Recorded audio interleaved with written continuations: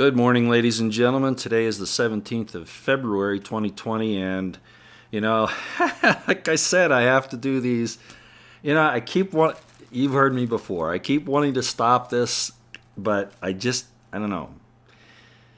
Sometimes I just can't keep myself shut up. Look, I've told you in the past about Mark Pantano.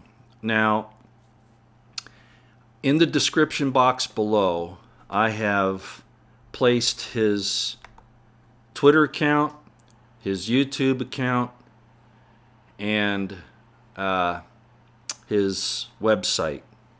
And I'd like you to go watch those and subscribe and get this information.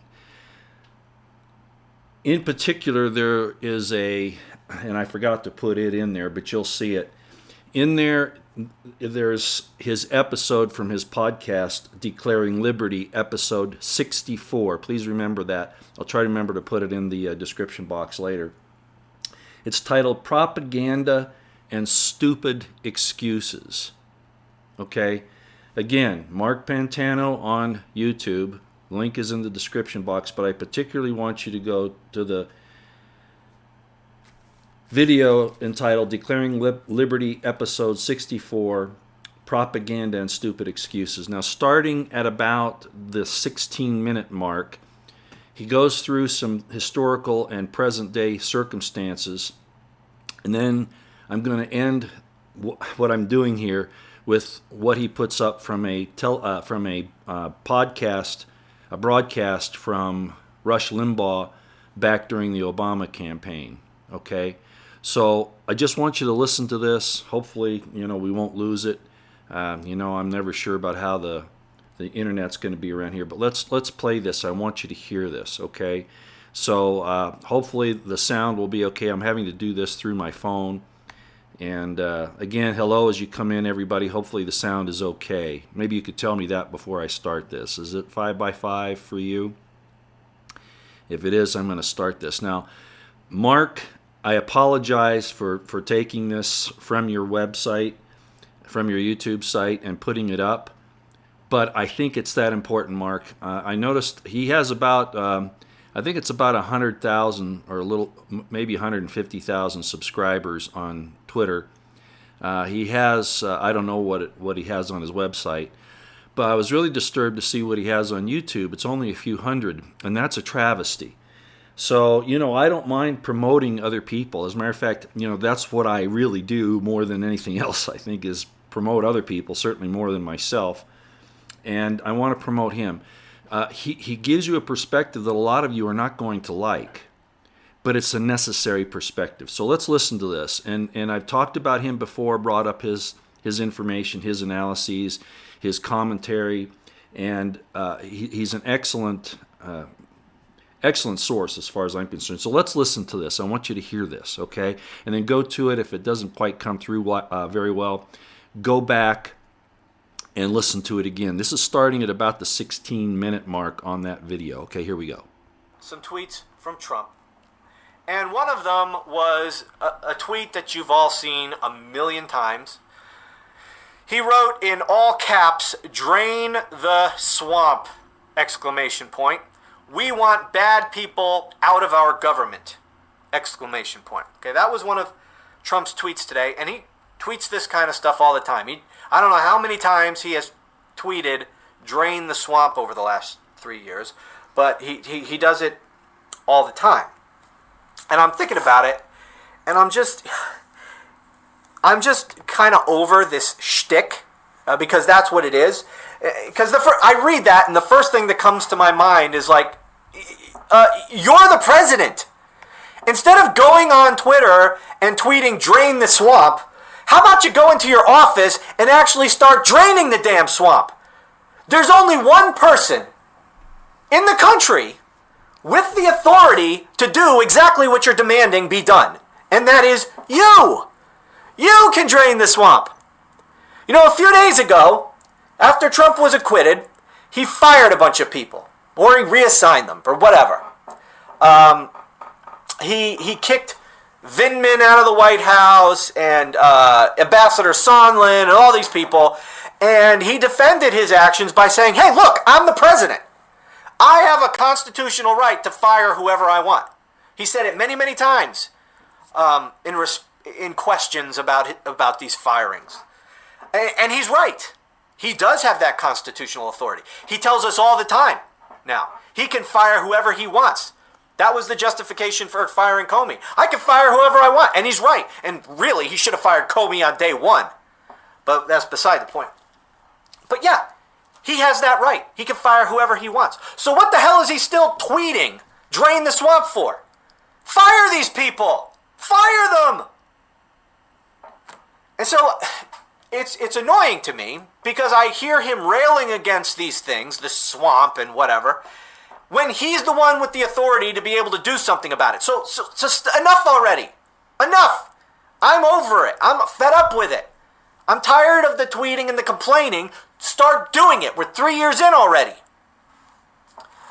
And then that got me to thinking. Because this is Trump's whole thing. Whether it's draining the swamp or it's, illegal immigration, it's always be out of his control. He can't do anything about it. But damn it, I want something done. And that's all that it takes to keep the base happy. They don't care that we're not actually draining the swamp. Just as long as Trump keeps demanding that we drain the swamp, even though he does virtually nothing to drain the swamp, that keeps them happy. And as long as he has some deep state to argue against, they're happy.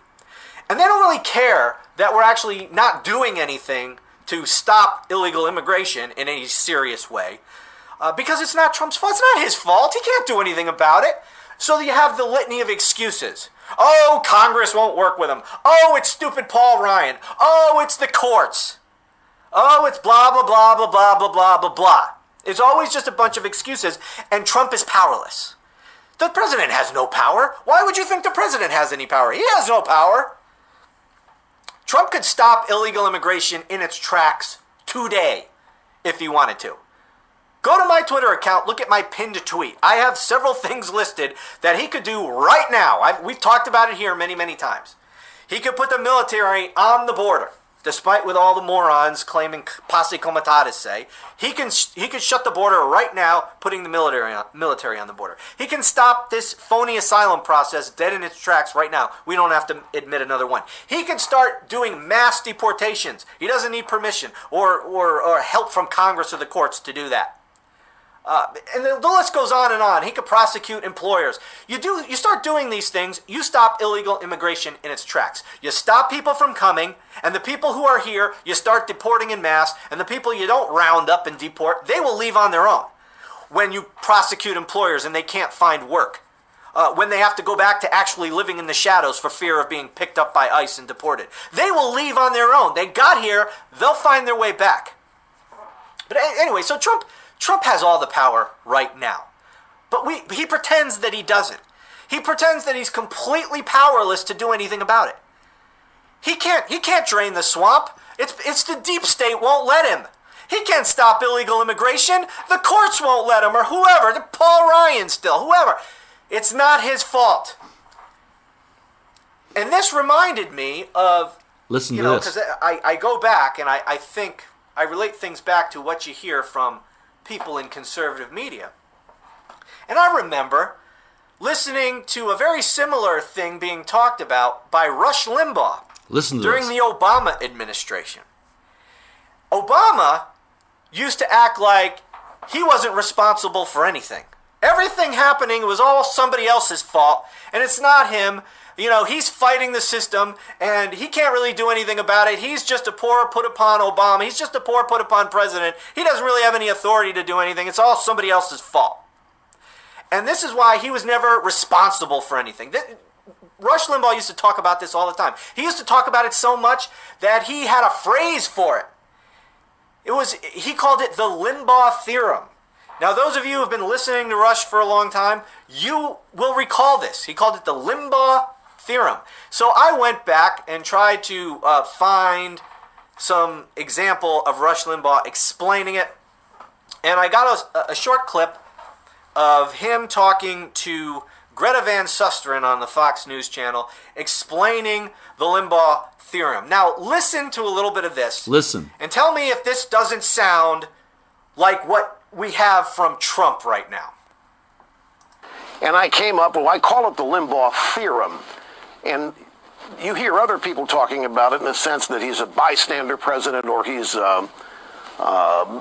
outside Washington. The way he does this, he never appears to be governing. That's why he's constantly campaigning. Why is there a campaign going on for Obamacare? It's already the law of the land. Why is he out campaigning for all this stuff that's already law? It's already going to happen. And my theory is that Obama has positioned himself as an outsider, not attached to anything that's happening.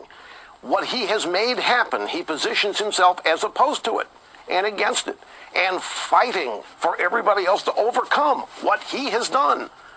And that's one of the reasons why the constant campaign. So he doesn't appear to be governing, so he doesn't appear to be part of Washington. Rallies. So he appears to have this mysterious, powerful bunch of forces that are opposing him and stopping him from creating jobs and stopping him from giving people proper health care and stopping him from making their home values go up. But he's constantly out there fighting it. And he does that by constantly campaigning and never seen to be governing. So all of these scandals, he calls them, no, they're not distraction, they're real. But he likes them because they detract from the absolute reality of what has happened to this country as a result of his policies. Now, okay, there's a little bit of what L. Rushbo had to say in explaining his Limbaugh theorem about Barack Obama. Does that sound familiar to you? That's exactly what's going on right now with Donald Trump. He's constantly playing the part of an outsider who is fighting against the system, but he is constantly being stopped by all these sinister forces all around him. The deep state that is constantly working against him, and he can't do anything about it, even though he could fire whoever he wants. It's not his fault. And you know, he's fighting against illegal immigration. It's not his fault. It's the courts. It's whatever sinister force who is blocking him. It's the stupid rhinos. It's the Democrats. It's whoever. It's not his fault. He's doing everything he can, just like Obama. Obama was doing everything he could. It's not his fault. Trump does the exact same thing. Obama would enact policies, and then he would pretend he's not responsible for the results. Like we see that with Trump too. President executive orders. All right? Trump does things and then pretends he didn't and then argues against the consequences of the things he did. We talked about this recently when he went to the March for Life, and he was being praised as the first sitting president to attend the March for Life. He's the most pro-life president ever. Meanwhile, he's given over $500 million to Planned Parenthood. Okay, I'm going to stop that there. Planned Parenthood. I want you all to go listen to that, okay? I've done enough there to kind of whet your appetites. That's really what I wanted to do this morning. I won't take up any more of your time. I forgot to bring my coffee over, and I need it. It's sitting over on the counter there, so I'm going to go get that. And yes, it's caramel cream. It's my favorite one. I've tried. I used to hate flavored coffees, and this one's won me over, and so it's the one that I get all the time. Please go listen to that podcast and the YouTube. Actually, it's the YouTube broadcast video that's on his channel. Again, the link to his channel is in the description box below. Mark Pantano, and the title of that video, and you really should listen to the whole thing if you can, is called Declaring Liberty, Episode 64, Propaganda and Stupid Excuses. And stupid they are, in fact. And it's an old game, and this is why I have been so distrustful of what, politics is a game, and I realize that.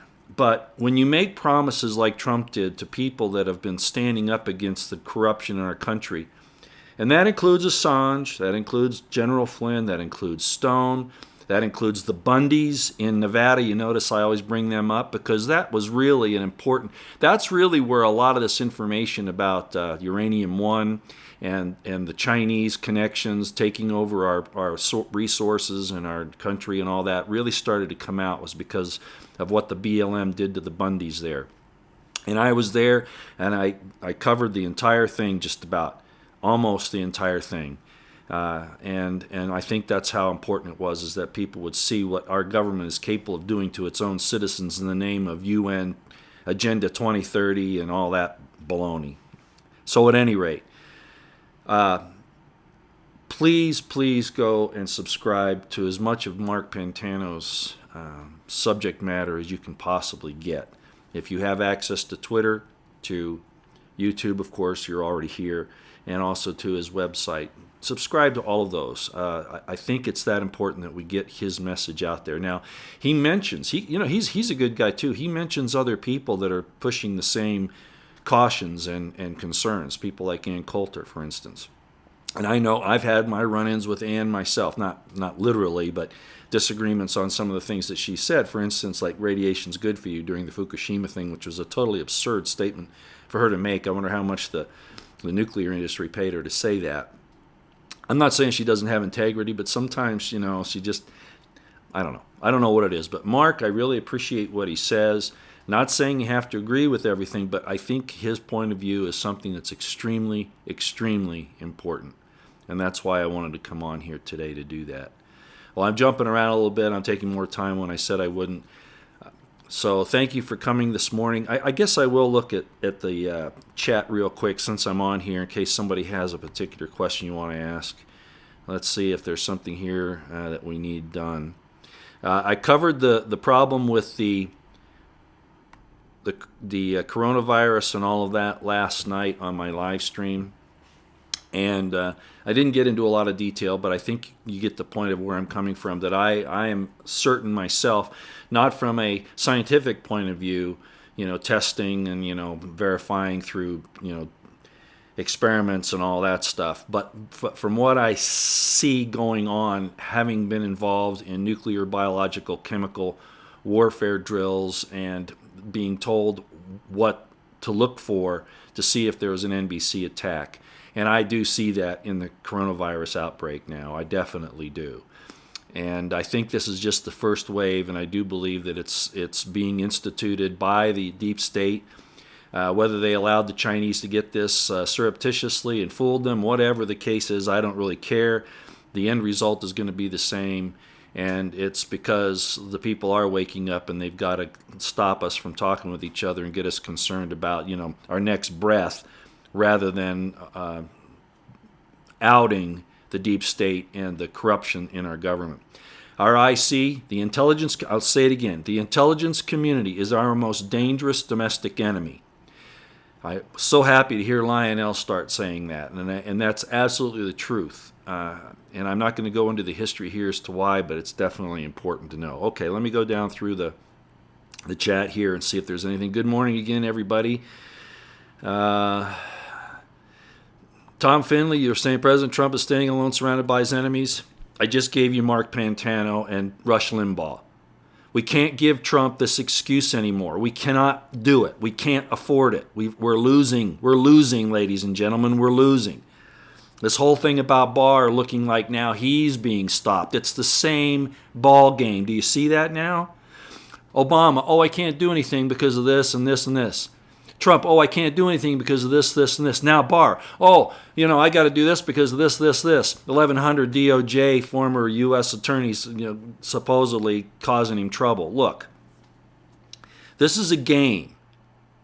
If you're in the job that you've been hired to do, you do it or you get the hell out. Okay? And that's all I've got to say about it, because I'm not going to play that game anymore. I'm not going to let them have that. Barr has a very bad background, and I see all these people, again, I'm not going to say their names, who extol him and how great he is and what he's up against and all these things that he's having Durham do, and now he's having this other attorney from Connecticut, no doubt. Now, isn't that interesting? This new attorney that he's brought in to check out the whole situation that happened on the Flynn and Stone cases is from Connecticut. Ladies and gentlemen, that is a problem, and I'm saying that right here and now. Connecticut is a nest of vipers. A nest of vipers.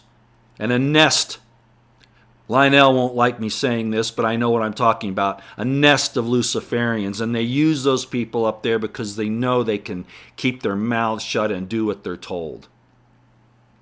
I don't like what I'm seeing here. Durham's from Connecticut. And that was one of the reasons why I was concerned about what's going on here. I think he'll do it. I think he'll do what the deep state and Barr want to do. And I think it's going to come down to what I've said. It was all a big misunderstanding with a few exceptions. Klein Smith will probably go down. Lisa Page, I'm not so sure anymore, even though we know that she altered a 302. I don't know. But Trump, I give no quarter for anymore. No quarter. I don't want to hear his excuses, and you can see why. So Tom Finley, that's just what we're here for, is to say that this isn't cutting it anymore, okay? This isn't cutting it anymore. Trump's either he's part of the problem or he's the resolution. There's no in between. There's no, I can't do anything.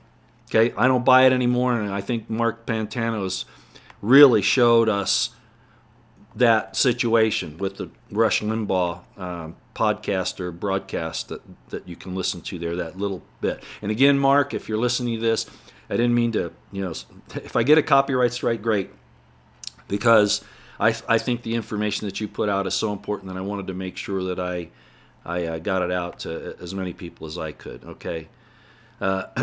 Bonnie Sanders, again, look, and I'm addressing these people who are still making these excuses. Don't doubt Trump. It takes time. No. No. That's the excuse that's been used for time immemorial. No, there are no time. There is no more time. There is no more excuses. No, it's got to happen. Okay? That's just the way it is. This has been BS for so long, we just can't handle it anymore. Liberal judge, I'll tell you what should happen here. And Lincoln did it. He arrested the judges. He arrested the congressmen and the senators that were doing these things. Yes, it'll put the country in a tailspin, and we'll be in a little difficulty, or maybe a lot of difficulty, for at least a few months. But you know what? There is no other solution. There is no other solution. There isn't. I'm sorry, but there isn't. The politics are not going to work. And maybe Trump doesn't want to leave office being known as the guy who caused this internal civil war in the government to go absolutely crazy. But I'll tell you what, there is no way out of it other than that. There isn't. Just arresting people, like, if it ever happened, why now we're hearing, this whole thing with the investigation that Barr started with this new Connecticut attorney is really going to reinvestigate, McCabe and Comey and all this stuff. Look. McCabe, you don't let people off of lesser charges, okay? You don't do that. Lesser included offenses, you throw the whole book at them. Why is it that it's different for these people? And I keep hearing that excuse. They're going to go after him on the bigger things. Nonsense. Absolute 100% nonsense. Well, let me go through. Okay. Let me just see if there's anything here that I can address real quick. I don't want to stay on here more than a half an hour. Most of you understand what I'm saying. A few people still want to see. See, that's the point of Mark Pantano. He's saying we as Trump supporters are doing the same thing to him that Obama's people did to Obama. Oh, poor president. Oh, poor president. He's so abused. Go listen to the Mark Pantano podcast that I just gave you the connection to. It's very, very important. Alex Jones. What? No, this can't be the real Alex Jones. But anyway, it says this doesn't apply to this. He just needs to keep firing people. Yeah, he does. He needs to keep firing people, and he needs to get some new people in the DOD. Get Milley the hell out of there. Milley's a problem, and I've been calling that out from the beginning. And of course, Haspel in the CIA, and Wray in the FBI, and frankly, Barr in the DOJ. Okay? Get somebody in there who's going to kick ass. Or get the Insurrection Act going and let's start cleaning house that way. If that's what it takes, that's what it takes. But he can't try to ride this thing out thinking that improving the economy and giving people money to spend is going to fix this country, because that's not where the problem is. Yeah, when you have a full belly, you can do a lot more than when you have an empty belly. I understand that. But by the same token, if you get everything you want, then you're not worried about principle. And that's the problem with what Trump has done, and I've said that from the very beginning.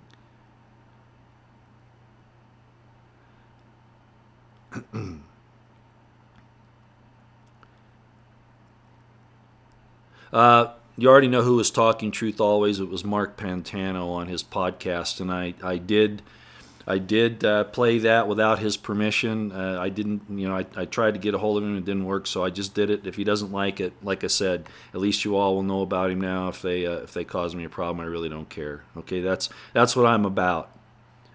That's what I'm about. When I hear somebody like that is willing to put it on the line and say it the way it is, look, you can still support Trump, but still demand that he does what he says he's going to do, and stop with the excuses. Okay, stop cheerleading this guy. You hired him to do a job, and if he doesn't do the job, you fire his ass. Okay? Yeah, I know that puts us in danger of whomever in the Democratic Party, coming up in November. I know that. But at least you'll know who the enemy is, and they won't be doing this backdoor baloney that we've been suffering the last 3 years. Okay, a lot of you are saying a lot of good things, and I'm just going down through this real quick. Like I said, I want to be done here in less than 4 minutes. Okay.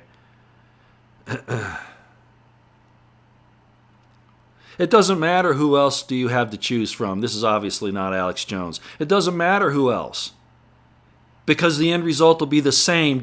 Don't go listen to Mark Pantano. It doesn't matter. I'd almost rather the whole government fall apart than to be part of this silly game we've been playing.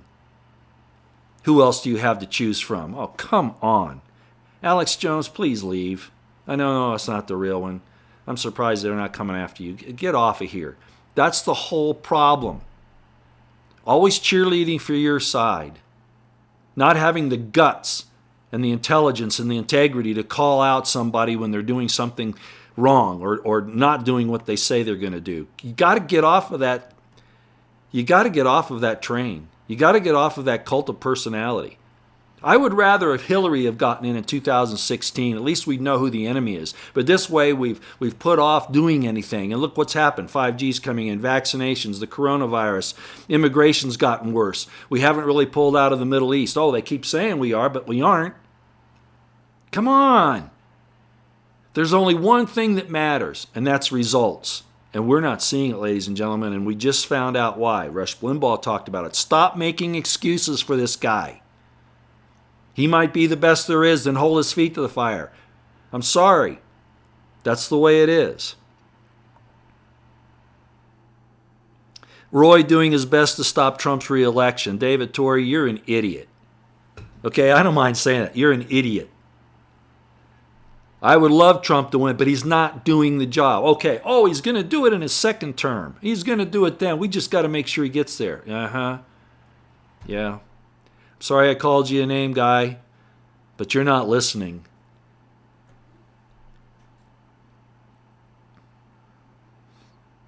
Trump 2020 drained the swamp. Well, I hope so, David, but you know what? The best indication of future action is past performance, and it's pretty bad on Trump's part, okay? Go listen to that thing I told you, starting at about the 18-minute mark on the Mark Pantano podcast on the YouTube in here. Listen to it again and see that this thing is repetition. It's the same playbook, the same excuses, everything. And it's time it stops. Okay, I'm done. I don't need to do this anymore today. I'm just going to lose my temper with some of you folks. You folks, you better start getting your act together and start realizing that I like Trump too as a personality, but I don't fall for him completely because of principle. Until he sustains principle. I loved Daytona yesterday. I said that last night. But what is that? That's campaigning. It's exactly what Mark Pantano said, just like the rallies, which I'm finding disgusting because it's like Groundhog Day. But I did say that going to Daytona yesterday was a good thing for America. I think that was the right thing to do. Even though I know it was a campaign thing, it was still the right thing to do. To give his base, that, and the whole country, that thing about America that's good. Oh, I'm fine for that. But if you're going to take away our guns, our First Amendment right, if you're going to continue with the civil asset forfeiture and ruin the Fourth Amendment, you're not, I'm talking about Trump, you're not who you say you are. Okay? Actions speak louder than words. I'm not saying anymore. Goodbye, everybody. I hope you have a wonderful day. President's Day. Okay? Call him to task. Get him to do his job. And if he doesn't, we just should go ahead and fire him in November. Yes, we should. I'm sorry, but that's the case. We've got a few months here for them to start perp walking a few of these coup plotters. And if they don't do it, for whatever reason, it was designed to be that way from the beginning. And that's all I got to say. See you next time.